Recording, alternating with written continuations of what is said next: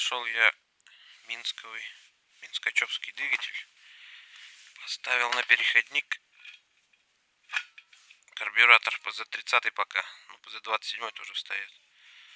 Все тютелька в тютельку. Ровно подходит. Вроде нигде ничего не задевает. Сейчас поглядим, посмотрим. Со всех сторон.